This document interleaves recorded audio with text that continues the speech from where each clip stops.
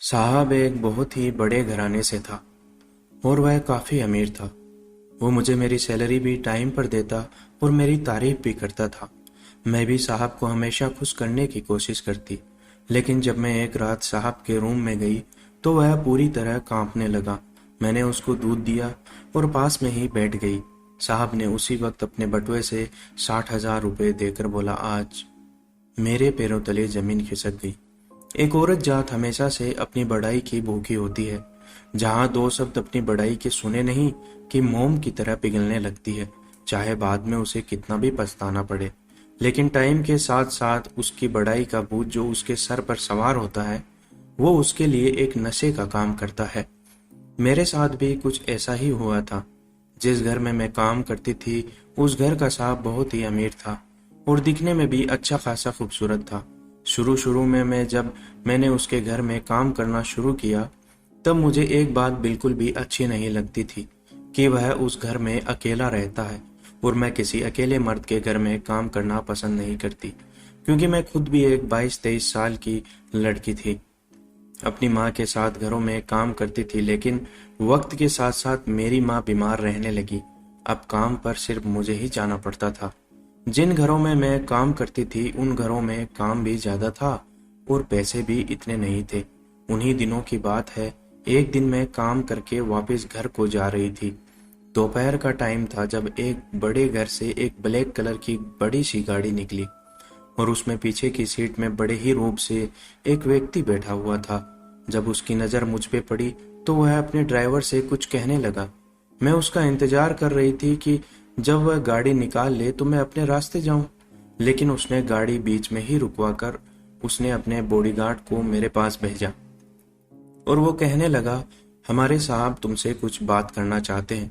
मैंने सोचा, भला मुझसे इतने बड़े आदमी क्या बात करना चाहते हैं। खैर, मैं गाड़ी के पीछे की साइड में जाकर खड़ी हो गई तो उसने गाड़ी का शीशा नीचे किया और कहने लगा, मुझे अपने घर के लिए एक बेहद ही खूबसूरत काम वाली की जरूरत है।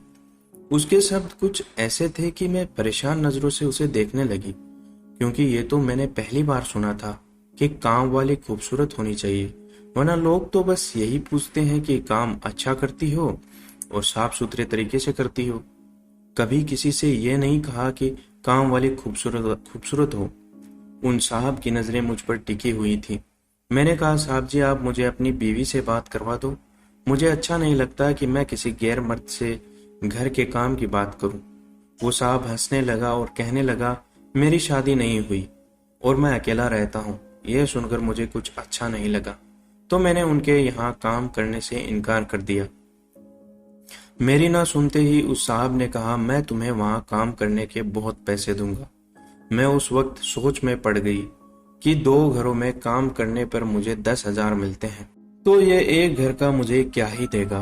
अभी मैं ये सोच ही रही थी कि उन साहब ने कहा, मैं तुम्हें महीने के पूरे 30,000 दूंगा। यह सुनकर मुझे अपने कानों पर यकीन नहीं हुआ। मैंने उस साहब से दोबारा पूछा, कितना? तो उन्होंने कहा, पूरा 30,000, और साथ ही उन्होंने कहा कि तुम्हारे घर में हर महीने थोड़ा राशन भी डलवा दूंगा। उन साहब का ऑफर सुन के मैं उन्हें ना नहीं कर पाई। मैंने उनसे कहा, मैं घर पर बात करके आपको बता दूंगी। तो वह कहने लगा, अगर तुम्हें ये पैसे कम लग रहे हैं तो मैं और बढ़ा दूंगा, लेकिन देखो, मैं घर का काम तुमसे ही करवाना चाहता हूँ। यह सुनकर मुझे अजीब लगा। मैंने कहा, क्यों? आप ये काम मुझसे ही क्यों करवाना चाहते हैं? तो वह हंसने लगा, क्योंकि तुम सुंदर हो, बहुत सुंदर। जबकि मुझे उसकी इस बात पर गुस्सा आना चाहिए था, लेकिन पता नहीं क्यों न चाहते हुए भी मेरे चेहरे पर एक छोटी सी मुस्कान आ गई। मैं तुरंत वहां से पलट गई और रास्ते में मानो मुझे साहब की बातें दोबारा सुनाई देने लगी और अच्छी लगने लगी। जैसे ही मैं घर पहुंची, घर पूरा फैला हुआ था।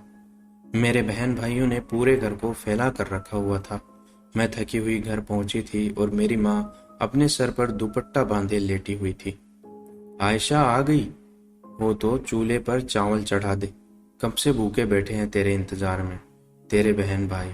माँ की बात सुनकर मैंने गुस्से से अपनी माँ को देखा।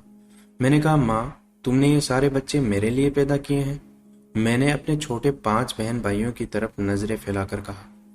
यह कहना था कि मेरी माँ ने चारपाई के पास पड़ा डंडा उठा लिया और कहने लगी, शर्म नहीं आती? अपनी माँ से ऐसी बात करती है। चल, जा, जो कह रही हूँ वो कर। मैंने कहा, अभी थक हार कर आई हूँ। मैं 2 घरों में काम करके, और जब घर आती हूँ तो तुम सर बांध कर बैठ जाती हो। मुझसे नहीं होगा अब ये सब। और मैं अपने कमरे में चली गई। सामने पुराना सा ड्रेसिंग आईना पड़ा था, जिसका आईना भी काफी धुंधला सा हो गया था। मैंने अपने कमरे की लाइट जलाई और खुद को आईने में देखने लगी। उस वक्त उस साहब की बातें मेरे दिमाग में घूमने लगी। वैसे भी मैं बहुत खूबसूरत थी, लेकिन इतनी भी नहीं कि लोग मुझे देखकर पागल हो जाएं। बस आंखें थोड़ी बड़ी और चेहरा थोड़ा गोरा था, लेकिन मेरे कपड़े पुराने थे, इसलिए मुझे अपना आप इनमें इतना अच्छा नहीं लगता था। दोस्तों, आपको ये कहानी का फर्स्ट पार्ट कैसा लगा कमेंट करके जरूर बताइएगा। चैनल पर नए हैं तो चैनल को सब्सक्राइब कीजिएगा और वीडियो को लाइक कीजिएगा। धन्यवाद।